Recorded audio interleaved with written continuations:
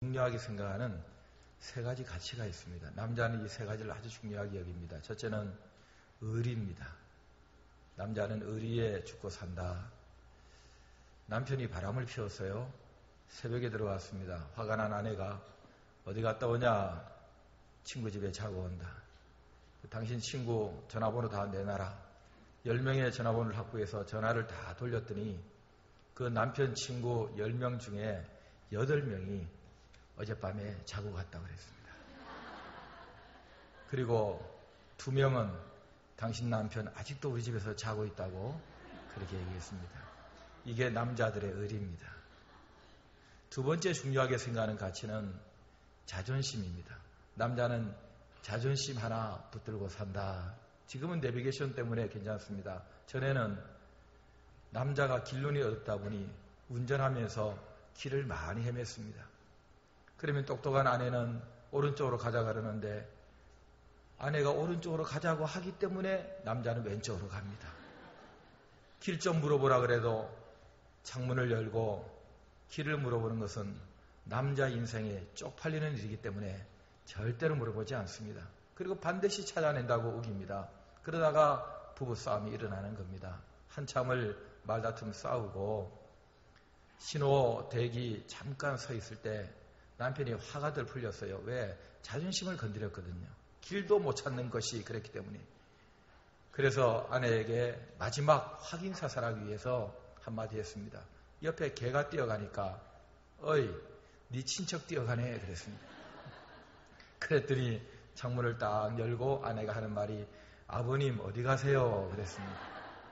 졸지에 개새끼가 된 겁니다. 이런 의리나 자존심 이걸 두자로 뭐라 그러냐면 개뿔이라고 그러는 겁니다. 필요 없는 자존심, 필요 없는 의리죠. 그러나 세 번째 중요한 가치가 있습니다. 할 일은 한다.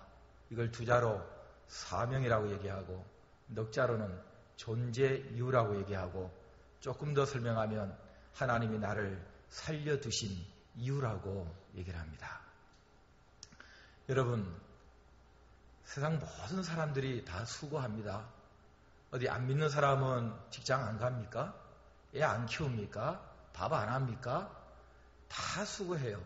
그러면 다 상 줍니까? 하나님께서 너 오늘 내가 살려주는 이유가 있다. 그것 때문에 데려가지 않는 그게 있어. 그걸 우리는 사명이라고 하는 것이고 하나님이 나를 살려주신 이유이기 때문에 존재 이유라고 얘기를 하는 것입니다.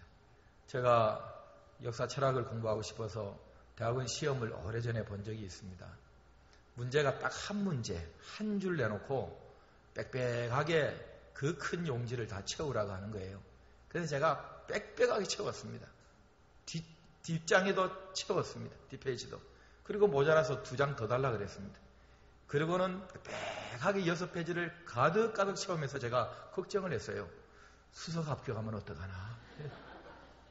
그날 오후에 바로 발표가 났는데 한 방에 날아갔습니다. 제가 가서 따졌습니다. 왜 내가 떨어졌느냐. 이렇게 답을 많이 정성껏 썼는데 그랬더니 그 교수님 하시는 말씀이 왜 답을 쓰지 아니하고 네 쓰고 싶은 거 썼냐 그러더라고요. 제가 고백을 했습니다. 문제가 뭔지를 모르겠더라. 일단 많이 쓰면 긍휼 점수를 주는 줄 알고 내가 많이 썼다. 그랬더니 그래도 소용없다. 그런 적이 있습니다. 여러분 오래 살고 열심히 살고 부지런히 무엇을 했다 그래서 점수 나오는 게 아닙니다. 내 인생의 출제자가 너 이것 때문에 너를 세상에 보내고 살려줬다. 그 답을 써야 합니다. 많이 안 써도 여러분 많이 써야 점수를 준다고 한다면 창세기 5장에 나오는 욥이라는 사람은 점수 딸 일이 없습니다. 다 900세 넘게 살던 시대에 365세를 살았습니다. 그런데도 인생이란 하나님과 동행하다가 죽음이란 하나님이 데려가심으로 세상에 있지 아니하는 것이라는 창세기 5장 24절에 한 줄로 인생이 무엇인지를 설명한 사람입니다.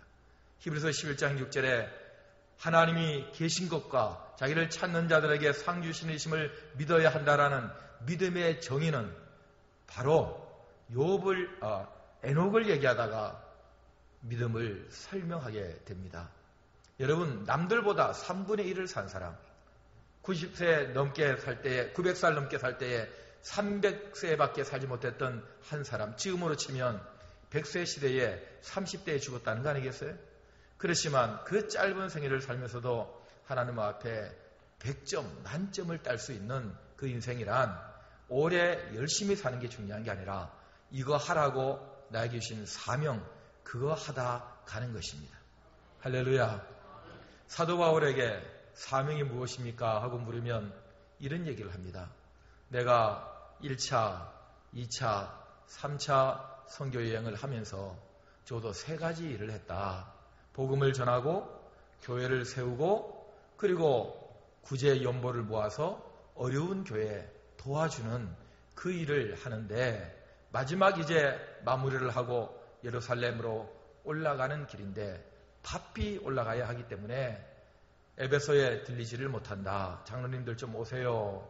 그리고 밀레도에서 에베소 장로님들에게 긴 얘기를 하게 됩니다. 그게 바로 사도행전 20장이에요. 그 중에 무슨 얘기를 하느냐 하면 사명이라는 단어를 사도 바울이 씁니다. 근데 사명을 얘기하면서 이런 3가지 표현을 합니다. 나의 달려갈 길과. 여러분, 사도 바울은 지금 성령에 매여 올라가고 있습니다. 성령에 매여 올라가면 우리는 성령 충만하면 어려운 일도 좀 쉽게 풀리고 멀리 돌아갈 길도 지름길로 가고 좀 편해지고 그럴 거라고 생각을 해요. 성령에 매여 성령의 인도받아 예루살렘에 올라가는데 각 성에서 성령님이 뭐라고 상반되는 말씀을 하시냐면 너 올라가면 잡힌다. 너 올라가면 죽을지 모른다. 자꾸 그 말씀을 하시는 겁니다. 어떻게 한 입으로 2말을 하세요? 올라가라 하면서 올라가면 잡힌다. 그렇게 말씀하실 때 여러분 올라가야 됩니까? 안 올라가야 됩니까? 저더러 대답하라고 지금 가만히 계시는 거죠. 여러분 그때 무엇이 그의 행동을 결정합니까? 그것은 사명이 결정하는 것입니다.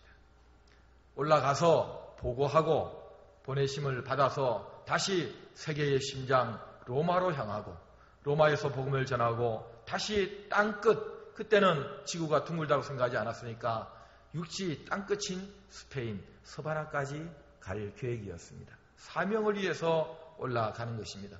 올라가면서 하는 말이 나의 달려갈 길이다 이렇게 얘기합니다.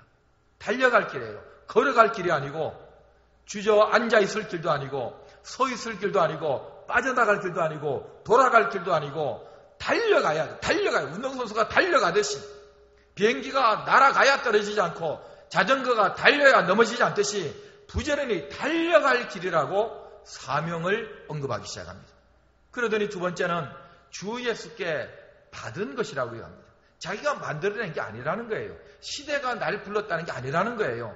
분명히 다메섹으로 가는 길에서 부활하신 예수님이 너 이것 때문에 살려준다 하고 아나니를 통해서 말씀하신 바로 그것, 임금들과 이방인들 앞에 나의 이름을 전하기 위한 택한 그릇이다. 그래서 사도 바울은 그때 이후로 주 예수께서 나에게 주신 것, 나의 주인이 나에게 준 것, 노예는 주인의 말을 들어야 되고 주인의 말을 듣지 않으면 주인의 손에 목숨 담보할 수 없는 것. 그러니 내가 이 복음을 전해도 자랑할 것이 없는 것은 부득불할 일이다. 내가 이것을 전하지 않으면 내게 화가 있을지 모른다. 바울이라고 맨날 하고 싶어서 했겠어요? 해야 되니까 할 때가 얼마나 많았겠어요? 바로 주인이 너 이거 안 하면 죽인다고 하니까, 너 이것 때문에 살려준다고 하니까 사도 바울은 주 예수께 받은 것이기 때문에 그는 이것을 하지 않을 수 없다라는 것을 사명이라는 언어로 표현을 하고 있는 겁니다. 마지막 3번째는 내 생명조차 귀한 것으로 여기지 아니한다. 그런 표현을 합니다. 여러분 본문 보세요. 24절을 제가 얘기하고 있습니다. 같이 읽죠. 내가 달려갈 길과 주 예수께 받은 사명 곧 하나님의 은혜의 복음을 증언하는 일을 마치려 하면은 나의 생명조차 귀함도 귀한 것으로 여기지 아니하노라. 할렐루야. 여러분 생명 귀하지 않은 사람이 어디 있습니까? 하나밖에 없는 목숨 오죽하면 우리가 다 먹고 살자고 이짓한다. 직장 나가면서 그런 얘기 하지 않습니까? 생명 귀합니다. 그러나 사명 앞에서 생명이 조용히 꼬리를 내립니다. 사명은 생명보다 귀합니다. 그런 사람을 우리는 사명자라고 얘기합니다. 생명 두려워서 사명 팽개치는 사람은 사명자라 하지 아니하고 사명 때문에 생명 내려놓는 사람을 사명자라고 얘기하는 것입니다. 생명조차 귀한 것으로 여기지 아니한다. 나의 달려갈 길이다. 주 예수께 받은 것이다. 생명조차 귀한 것으로 여기지 아니하는 것이다. 사명이다. 도대체 뭐냐 그게? 하나님의 은혜의 복음을 증언하는 일을 마치려 하면은 하나님의 은혜의 복음이랍니다. 여러분, 복음 기쁜 소식입니다. 한 번은요, 제 문을 발로 팍 차고 노크도 없이 뛰어들어오는 한 여인이 있었습니다. 저는 깜짝 놀랐습니다. 아니, 어떤 여자가 막 상기된 얼굴로 신발도 하나는 안 신고 막 뛰어들어올 때는 제가 무슨 생각을 하겠습니까? 두 가지 생각을 하는 겁니다. 첫째, 나를 얼마나 좋아하면 저렇게 정신없이 뛰어들어올까? 그런 생각은 잘 안 합니다. 아니, 누가 잡으러 오는가? 부부싸움 했는가? 아니면 정신이 이상한가? 제가 아는 우리 교회 집사님이에요. 어디 말을 못해. 왜 저도 같이 막 당해. 우리 애가 왜요? 난 교통사고 난 줄 알고 뭐 죽어가는 줄 알고 우리 애가 서울대 갔어요. 얼마나 짜증나든지. 예? 아니, 누가 물어봤습니까? 예? 누가 물어봤냐고. 당신 딸 어디 갔느냐고 누가 물어봤어요? 너무 좋으니까 물어보지 않아도 동네방네 다니면서 심지어 걔한테도 얘기했답니다. 지나가는 개 보고 우리 애 서울대 갔다고. 예? 너무너무 좋으니까, 너무 감사하니까 자랑하고 싶은 거예요. 기쁜 소식. 하나님의 아들이 이 땅에 와서 내 대신 죽고 부활해서 나를 죄인에서 의인 만들고 하나님의 자녀 삼아서 천국 데려간다. 이 기쁜 소식. 이게 뭡니까? 은혜예요. 은혜. 선물로 받은 거예요. 은혜의 복음. 누가 은혜를 베풀어 주셨어요? 하나님의 은혜의 복음. 사람들에게 이것을 내 경험으로, 내 인생으로 얘기해주는, 증언하는 일을 마치는 것. 이게 바로 주 예수께 받은 사명이라는 것입니다. 그러니 모든 것을 그 줄에 세웠습니다. 어떤 때는 충만해서 하고 싶어서 하기도 하고, 어떤 때는 좀 힘들고 지치고 피곤하지만 그래도 내 주인이 이거 안 하면 너 사는 의미가 없다고, 존재 이유가 없다고 말씀하시니 그 사명인 줄 알고 모든 결혼도, 소유도, 시간도, 스케줄도, 인간관계도 너 왜 먹니? 사명 때문에. 너 왜 입어? 사명 때문에. 너 왜 자냐? 사명 때문에. 너 왜 이 자리에 앉아서 예배드리냐? 사명 때문에.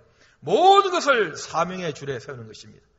가지를 쳐버리는 것입니다. 여러분, 다 먹고 다 만나고 다 가보고 다 누릴 수 있는 게 아니지 않습니까? 200년을 살아보세요. 우리가 다 구경할 수 있는지.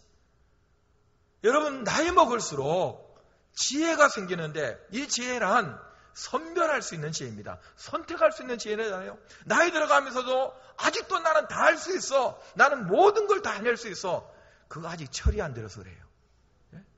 나이 들면 들수록 우리가 할 수 있는 게 그렇게 많지 않구나. 다 할 수 있는 게 아니고 다 만날 수 있는 게 아니고 이 귀한 시간 아껴야 되겠구나. 그 생각하는 거예요. 사명자는 모든 잔가지를 다 쳐내고 어떻게 하든지 내가 누릴 것은 이 땅이 아니고 천국이니까 천국에 맞춰서 하나님 주실 상급을 바라보고 사명의 줄에 전부 다 줄을 세우는 것입니다. 그래서 단순해지는 거예요. 신앙생활에는 아주 심플한 거예요. 복잡하지가 않습니다. 여러분, 사도 바울이 바로 이 사명의 끈을 붙들고 그는 평생을 산 다음에 마지막 편지인 디모데후서에 무슨 얘기를 합니까? 나의 달려갈 길을 마치고, 나의 달려갈 길을 마치고 사명을 끝내고, 그런 고백하고 나를 위하여 면류관이 예비되었다. 그런 고백을 합니다. 얼마나 멋집니까? 얼마나 멋집니까? 나중에 하나님 앞에 가가지고 제법 오래 살았어요. 어떤 사람은 길 가다가 죽을까봐 항상 안쪽으로만 다니는 사람이 있었어요. 깔려 죽었어요. 예? 여러분, 하나님께서 와라 하고 부르시면 가서 너 뭐하다 왔느냐? 말도 마세요. 내가 얼마나 대한민국에서 치열하게 산 줄 압니까? 정말 내가 고생 많이 했습니다. 내가요 이러면서 얘기하면 너만 했냐? 너만 했냐? 여러분, 답안지를 6페이지를 빽빽하게 제가 썼습니다. 점수 주세요 하는데 내가 너 그거 하라고 살려준 줄 아느냐? 왜 너는 내 말을 듣지 않느냐? 네 인생이냐? 내가 너에게 허락한 인생인데 내가 너에게 하라고 한 그거 안 하고 너 뭐 하다 왔느냐? 점수가 안 나오는 거예요. 점수가. 사도 바울은 특별한 사명 가지고 돌아다녔습니다. 저와 여러분은 어떻게 하면 좋겠습니까? 여러분, 사도 바울이 왜 하나님의 은혜의 복음을 증언하려고 했느냐? 자기에게 다가온 그 기쁨 소식이었기도 하지만 이 복음을 전하여 예수님 이야기를 해줘야 하나님의 통치, 하나님의 나라가 그 인생과 이 인생과 함께 만들어가는 사회와 문화와 나라 가운데 임하기 때문에 세상을 위한 일이기도 하고 사람을 위한 일이기도 하고 그리고 나아가 하나님의 영광을 위한 일이기도 하고 자신을 위한 일이기도 하니까 이거야말로 가장 중요한 일이고 나머지는 다 똥같이 배설물로 여길 수밖에 없는 우선적 가치를 가졌으니 가장 가치 있는 일에 자신의 인생을 드린 것입니다. 왜? 예수님이 그렇게 하셨거든요. 사도 바울 안에 들어오신 그 예수님이 그런 삶을 사신 거예요. 예수님 보세요. 이 땅에 오셔서 가장 먼저 외치신 일성이 뭡니까? 때가 찼고 하나님의 나라가 가까이 왔으니 회개하고 복음을 믿어라. 하나님의 나라가 가까이 왔다. 돌아서서 이 기쁜 소식, 나의 복음, 내가 너희를 위해 죽고 살아난다는 이 기쁜 소식 복음을 너희가 믿어라. 하나님 나라 얘기를 하시고 복음 얘기를 하시더니 돌아가시고 부활하신 다음에 사도행전 1장에 보니 그 짧은 기간에 제자들에게 하나님 나라에 관한 일을 말씀하십니다. 그러니 그 예수님을 마음에 모신 사도 바울은 나는 죽고 예수님만 사는 인생을 살 때에 예수님이 하셨던 그 일을 똑같이 제자로 따라가면서 하고 싶었던 거예요. 그래서 마지막 사도행전 마지막 장 마지막 절인 담대하게 거침없이 예수가 그리스도다 하나님 나라에 관해서 가르치고 있는 장면으로 사도행전 28장은 마무리됩니다. 똑같이 바울의 심령에 들어가신 예수님이 저와 여러분들의 마음에도 들어가 계십니다. 바울의 사명이 저와 여러분의 사명입니다. 그러면 나도 바울처럼 하나님의 나라를 이 땅에 이루기 위하여 오늘 가서 가방 챙겨서 돌아다녀야 되는 것입니까? 여러분, 바울 당시에 바울 같은 사람이 있었는가 하면 지역을 지키면서 지역 교회를 섬기면서 그 지역을 하나님 나라로 바꾸는 사람들이 많았습니다. 우리가 그런 유의 사람들이에요. 그렇다면 정말 사도 바울처럼 사명을 위해서 살아야 한다면 내 사명은 뭘까? 각각 다 다르겠지만은 공통된 사명 3가지가 있습니다. 그 3가지 중에 오늘은 2가지만 말씀드리고 한 가지는 내일 저녁에 말씀드리겠습니다. 따라하세요. 첫째, 가족이 사명이다. 사도 바울은 가족이 없었어요. 왜냐하면 돌아다녀야 했기 때문에. 그러나 우리는 이 서울 지역을, 내 친족들을, 내 주변 사람들을 하나님 나라 백성으로 만들어야 되는 귀한 사명이 있기 때문에 1차적으로 가족부터 챙겨야 돼요. 가족이 사명입니다. 아멘. 저희 이모는 참 예쁘장하고 말도 잘하고 흑백 TV가 막 나왔을 때에 앵커를 했습니다. 그러니 그 TV 귀하던 시절에 예쁘장한 아가씨가 나와가지고 뉴스를 진행하니까 이 가만 놔둡니까? 어느 날 없어졌어요. 몇 달 후에 나타났는데 그 지역에 조폭 두목이 데려갔답니다.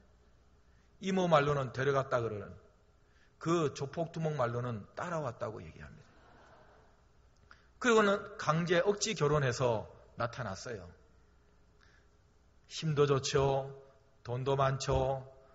따라다니는 깍두기도 많죠. 그러니 뭐 하나 아쉬울 게 있어요. 그런데 우리 이모는 참 신앙생활 잘했습니다. 소원 하나, 어쩔 수 없이 결혼은 했지만 그래도 예수 믿고 구원받아야 되겠는데 남편 구원해 주세요. 남편 구원해 주세요. 늘 하나님께 기도를 하면서 수십 년의 세월이 흘렀어요. 남편 구원, 남편 구원, 남편 구원 입에 붙었어요. 어느 날 교통사고를 당했습니다. 식물인간이 됐어요. 꼼짝을 못하죠. 손가락 하나 까딱 못해요. 그런데 여러분 희한하죠. 의사도 희한하대요. 입만 들썩들썩하고 있어요. 그런 데도 또 없대요. 그래서 무슨 얘기를 하는가 해서 귀를 딱 들으니까 남편 구원, 남편 구원, 남편 구원, 남편 구원. 평생에 한이 맺힌 거예요. 남편 구원, 남편 구원, 남편 구원 그러고 있는 거예요. 그러니 그 남편, 저의 이모부, 조폭, 두목. 그 인간이 보니까 기가 막히잖아요. 아니 세상에 이제는 나이도 들어서 힘도 없어지고 돈도 다 탕진하고 없고 깍두기들도 다 먹어치우고 없는데 오직 마누라 하나 붙들고 살아야 될 내 이 나이에 마누라는 교통사고 당해서 저렇게 누워있고 도대체 나 어떻게 살아야 되는가. 당장 없으니까 빨래가 밀리기 시작하고 밥부터 굶기 시작하고 불편하니까 짜증이 나는 거예요. 그래서 병원에 와가지고 뭐라고 하는데 제 이모부가 울산 출신이에요. 경남 울산. 그래서 뭐라 카노? 남편 구원 그럽니다. 그랬더니 남편 구원. 그랬더니 저 이모를 딱 쳐다보더니 잘 들으십시오. 이 경상도 방언입니다. 일어나라! 까못들 까이가! 그랬습니다. 자, 통역합니다. 빨리 일어나라. 내가 교회 나가면 될 것 아니냐. 그렇게 고함을 친 겁니다. 그 다음날 이모가 일어났습니다. 우리 이모부는 하나님보다 더 능력이 있습니다. 그리고는 교회 몇 번 따라다니다가 심장마비로 먼저 세상을 떠났습니다. 천국 가서 찾아봐야 됩니다. 와 있는지 아니면 문턱에서 돌아갔는지 가봐야 됩니다. 여러분, 내 가족 누가 책임지겠습니까? 가끔은 아이고 몰라 뭐 하나님 뜻대로 하시겠지 뭐 조금 노력하다가 힘드니까 하나님 알아서 하시겠지 알아서 하시겠죠. 그러나 여러분 가족이 그런 말 하는 거 아닙니다. 저희 교회 권사님 한 분은 40 넘은 자식이 말을 듣습니까? 요즘은요 7살만 돼도 말 안 듣고 3살만 돼도 말 안 듣습니다. 죽이고 싶은 3살이라고. 그런데 40살, 40살 넘은 그 아들이 교회 가잔다고 갑니까? 너무너무 속이 상하고 안타까우니까 너 교회 갈 때까지 나 굶는다. 그리고는 월요일부터 물 한 모금 마시지 않고 들어놓습니다. 여러분 얼마나 배가 고팠겠습니까? 이 권사님이 그런 거 하려면 금요일쯤 시작해야지.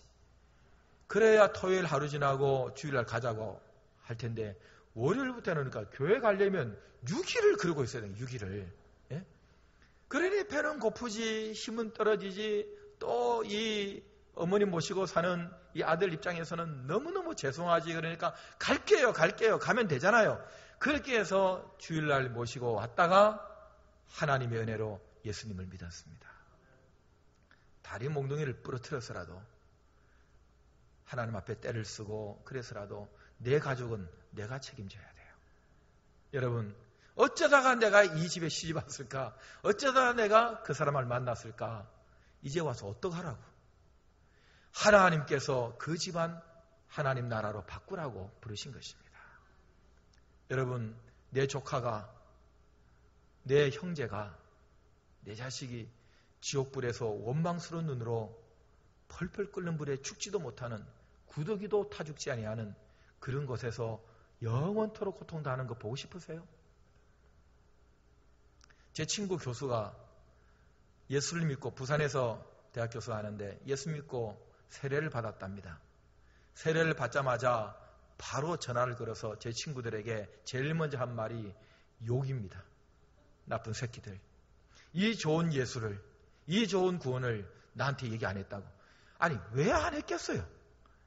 그렇게 얘기해도 듣지 않고 있다가 성령의 감동으로 예수 믿으니까 너무너무 좋거든요. 여러분, 가족은 내가 책임져야 돼요. 남이 책임지겠습니까?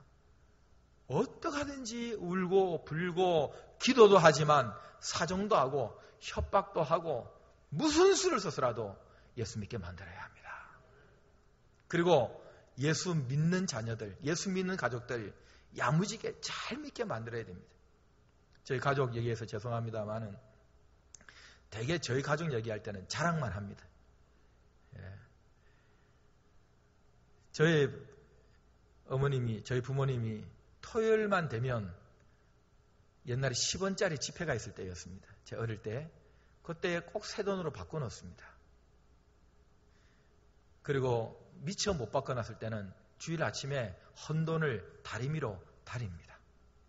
그리고 빳빳하게 만들어서 딱 접어서 성경책에 넣어주시면서 교회 가는 저에게 한 말씀 하십니다. 떼먹지 말거라. 떼먹지 말아라. 저희 어머님은 저를 너무 잘 알고 계세요. 하나님하고 제가 5대5 동업하고 있다는 것을 너무 잘 알고 계세요.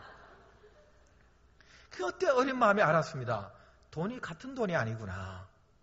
하나님께 드리는 것은 가장 귀한 것으로 드리는 거구나. 똑같은 10원짜리라도 하나님께 드릴 때는 제일 좋은 것으로 드리는구나. 여러분, 내가 꼭 인사해야 될 어른이 계실 때는 일부러 신권으로 바꾸잖아요. 헌돈 드리기가 죄송스럽잖아요.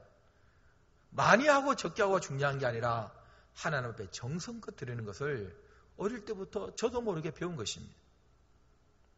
가족을 하나님의 다스림이 있는 그런 하나님 나라로 바꾸는 일은 그건 가족만이 할 수 있는 일입니다. 젊은 집사님인데 공인에게 삽니다. 참 바쁩니다. 여기저기. 그런데 꼭 가정예배를 드립니다. 아들 둘입니다. 다 청년이 되었는데요. 얼마나 아이들 표정이 밝고 좋은지 모릅니다. 가정예배 드릴 때도 4명밖에 안 되는 가족이 헌금 시간을 꼭 갖습니다. 그러면 이제 용돈 있는 거 내놔야 됩니다. 그리고는 적지만 가정예배에 드리는 헌금을 주일날 예배 때에 하나님께 가정예배 헌금입니다. 그러면서 드립니다. 물론 11조 정확하게 합니다. 여러분, 11조 정확하게 하는 것을 알 수 있는 근거가 하나 있습니다. 그 뭐냐면 끄트머리가 있습니다. 뒤에 몇 개 떼지 않습니다. 10원, 100원 단위까지 11조가 나올 때는 비교적 정확하게 한다고 봐야 됩니다.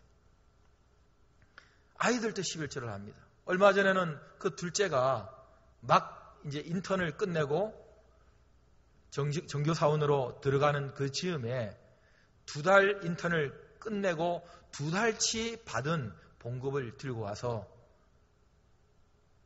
하나님께 드린다고 들고 왔어요. 그래서 이건 뭐냐 그랬더니 첫 열매는 하나님 거 아닙니까? 하나님께서 저를 이 직장에 넣어주셨고 첫 달만 해도 되지만은 첫 달 봉급, 첫 달 수입을 다 하나님께 드린다는 청년들, 젊은이들이 있다는 얘기를 들어서 저는 조금 더 하고 싶어서 2달치를 다 하나님께 드립니다. 하고 그대로 받은 그대로 가져온 거예요. 여러분, 이런 청년들 어떻게 하든지 내 자녀들을 하나님 앞에 정직하고 그리고 반듯하게 신앙생활을 하게 만들어서 하나님께 복을 받게 해야 되는 거예요. 사람이 벌 수 있는 돈과 하나님이 벌게 하시는 것은 다르잖아요. 사람이 지킬 수 있는 것과 하나님이 지키는 것은 차원이 다르잖아요. 심지어 어떤 젊은 부부는요, 옷가게를 시작했는데 첫 달 순이익이 아니라 판매 수익 전체를 가지고 와가지고 하나님 앞에 첫 열매라고 드리는 거예요. 야, 너 이거 어떻게 살려고? 하나님 앞에 제가 올인하는 겁니다. 그러면서 하나님 앞에 이 첫 열매는 하나님 거라고 했으니까 제가 다 드립니다. 판매 수익을 다 가져온 거예요. 이것저것 다 떼고 남은 거 가지고 뭐 11조하고 감사음하고 엄마 아버지 속옷 사드리고 뭐 그러는 거는 그 다음 달부터 제가 할 것이고 이건 고스란히 하나님께 드립니다. 제가 기도했습니다. 하나님, 이런 젊은이들 하나님 축복해 주지 않으면 진짜 하나님 인간이 아닙니다. 여러분, 하나님 다 보고 계십니다. 뭐 그렇게까지 하느냐 그러는데 하나님도 그렇게 생각하니까 뭐 이렇게까지 하느냐고. 우리 어른들 자녀들에게 용돈 받을 때 조금 봉투가 두터면 아니 뭐 이런 것까지 뭐 그래서 얼른 가져갈 거 얼른 집어넣잖아요. 하나님도 뭐 이렇게까지 하느냐 하면서도 너무 기분이 좋으신 거예요. 하나님 기분이 좋으시면 하나님 호주머니에서 나가기 시작하는 거예요. 생명이 나가고 지혜가 나가고 은혜가 나가고 물질이 나가고 건강이 나가고 기적이 나가는 거예요. 여러분 예배가 뭡니까? 하나님 기분 좋게 해드리는 거거든요. 그 하나님 기분 좋으시면 하나님이 그냥 막 퍼주시는 거예요. 이렇게 가족도 야무지게 신앙생활 하도록 만들어야 되는 책임이 우리의 사명이에요. 여러분 가족이 사명이다 잊지 마시기 바랍니다. 두 번째는 따라하시죠. 직장이 사명이다. 첫째는 가족이 사명이다. 둘째는 직장이 사명이다. 내가 다니는 회사 사도 바울이 와서 복음 전하겠습니까? 목사님이 가서 하시겠습니까? 선교사가 가서 하겠습니까? 그 직장 다니는 내가 책임져야 돼요. 가족보다 더 많은 시간을 보내는 직장에서 나중에 그 사람들이 주님이 오시는 그날 천국에 들어가지 못하고 원망스러운 눈으로 나를 쳐다보면서 무슨 소리 들으려고 합니까? 여러분 그 직장을 바꿀 수 있는 사람, 학생들 그 학교를 바꿀 수 있는 사람은 나밖에 없어요. 제 선배가 지금 최고의 생명보험 회사의 지금 CEO가 됐습니다. 26살에 그 직장에 처음 들어갔는데 얼마나 회식 문화에 술이 나오는지 그냥 다 술 마셔야 되는데 나 교회 다니고 예수 믿으니까 술 못 마신다 왕따 당하잖아요. 하루하루가 보통 힘든 게 아니에요. 그래서 하나님께 기도했어요. 하나님 직장 옮길까요? 어떻게 할까요? 그랬더니 하나님께서 버텨라 그렇게 말씀하시는 것 같더래요.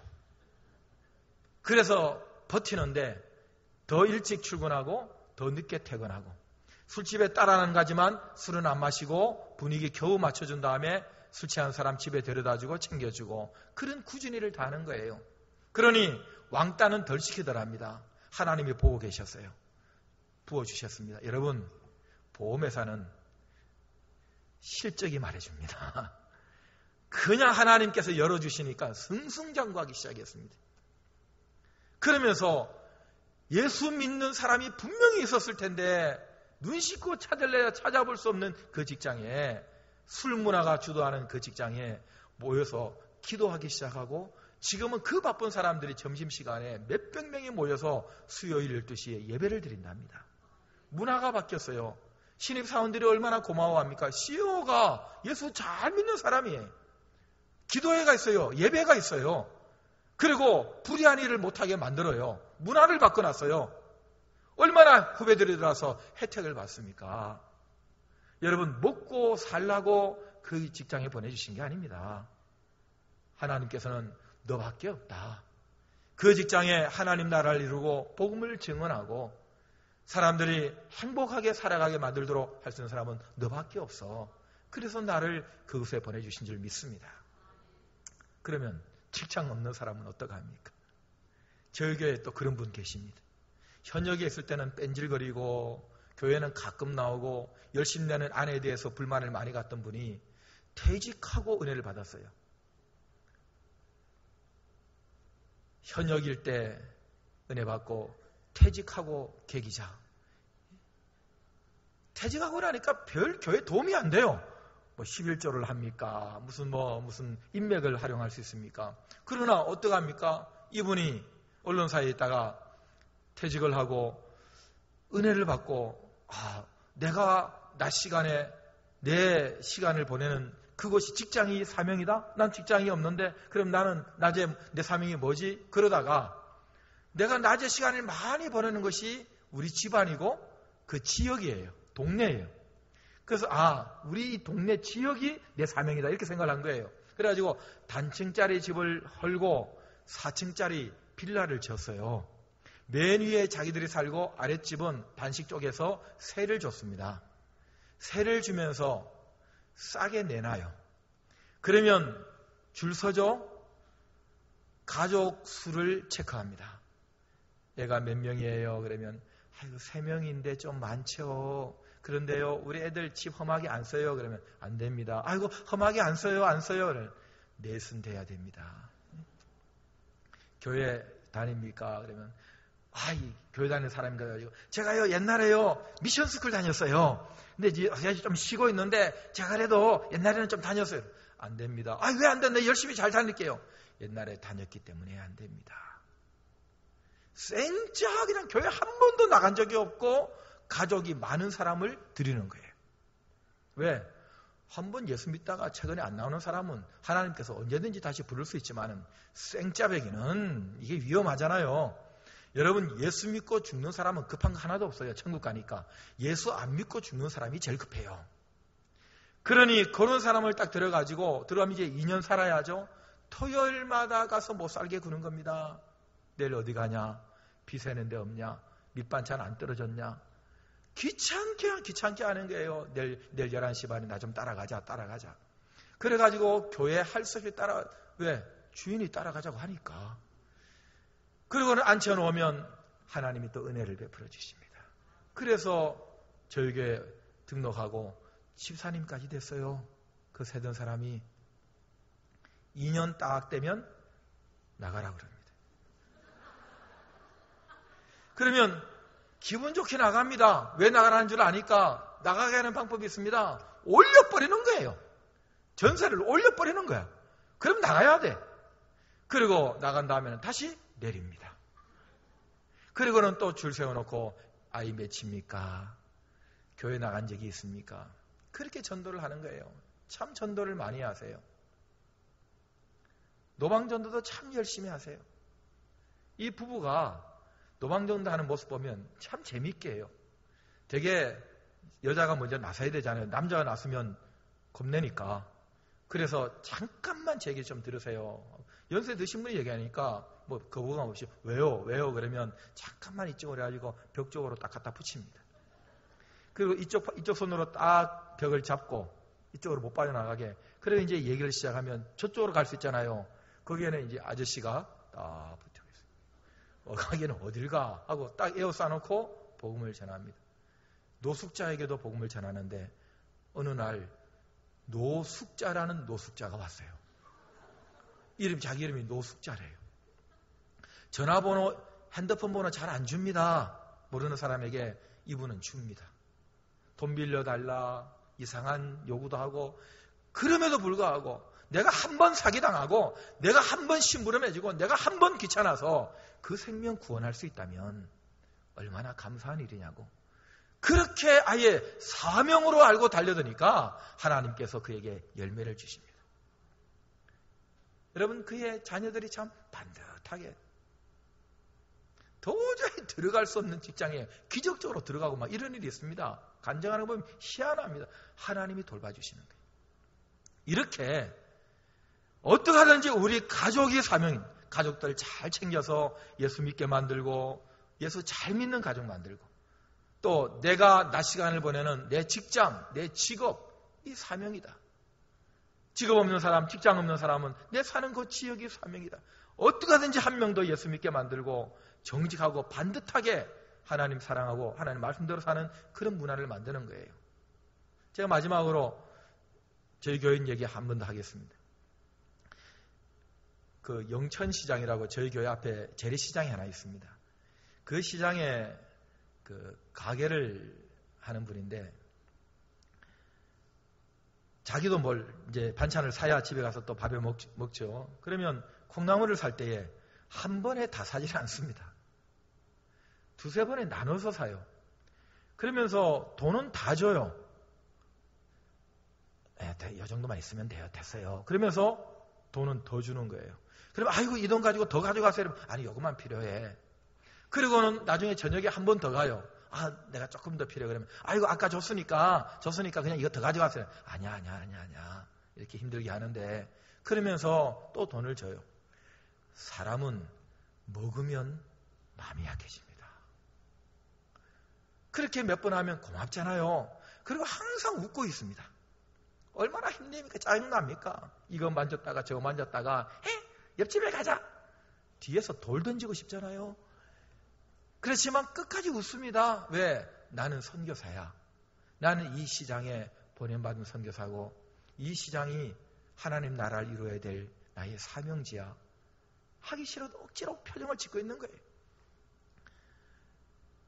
그러고는 데리고 와요. 주일날 시간 좀 내죠. 시간 안 됩니까? 그동안 먹은 게 얼만데. 그래가지고 사람은 대접을 받으면 한 번쯤은 들어주고 싶으니까 교회에 데리고 와서 성령의 감동으로 설교 듣고 복음 듣고 예수를 믿습니다. 운전 기사 전도하는 사람도 있습니다. 우리 낙원교회도 대단한 분들 많이 계시겠죠. 여러분 집이 그렇게 멀지도 않습니다. 자기 차 있습니다. 그런데 가끔씩은 택시를 탑니다. 그리고는 일부러 서대문 교회 가자 그럽니다. 그럼 압니까? 어딘지? 내비게이션 이제 찍죠. 그래가지고 일부러 교회를 얘기합니다. 서울시 교육청 바로 앞에 있습니다. 적시자병원 뒤에 있습니다. 어떤 사람은 적시자병원 갑시다 그럽니다. 이분은 반드시 서대문 교회 갑시다 그럽니다. 서대문 교회 어딘데요? 그래가지고 서대문 교회를 반드시 알게 만듭니다. 그리고는 거스름돈 받지 않습니다. 어떤 때는요, 아저씨, 기사님, 1시간 내 달리면 얼마 벌어요? 예, 얼마 벌어요? 몇만 원 벌어요? 그러면 제가 그 돈 드릴 테니까 1시간 좀 저한테 시간 내주실래요? 그래가지고 예배 시간에 데리고 들어옵니다. 차 세워놓고. 여러분 얼마나 그 기사 입장에서는 좋습니까? 예배 시간에 앉아서 잘 수 있죠. 예? 그러면서 1시간 내내 운전한 돈을 받을 수 있으니까 어떡하든지 내 인생에 만나는 사람들에게 예수 믿게 만들고 도와주고 싶고 하나님의 다스림 가운데 있게 하고 싶고 이게 오늘 나를 살려줬고 내가 돈을 벌고 내가 건강하고 내가 밥 먹고 내가 옷 입고 내가 살아있는 이유이기 때문에 그런 겁니다. 여러분 저는 우리 낙원교회 모든 성도들이 잘하고 계시다고 생각합니다. 우리 후배들이 존경하고 또 배우고 싶어하는 귀한 목사님 목회하시는 교회 아닙니까? 훈련이 잘 됐다고 생각합니다. 혹시 놓치시는 분 계시면 다시 한번 사명을 붙잡으시기 바랍니다. 사도 바울처럼 나의 달려갈 길이다. 주 예수께 받은 것이다. 생명조차 귀한 것으로 여기지 않는 것이다. 하나님의 은혜의 복음을 증언하는 것이다. 예수님이 그렇게 하셨다. 나도 그렇게 해야 된다. 나는 바울처럼 돌아다닐 수 없다. 그러면 나는 뭐가 내 사명인가? 가족이 사명이다. 직장이 사명이다. 그리고 세 번째, 내일 얘기할 그게 사명이다. 기도하겠습니다.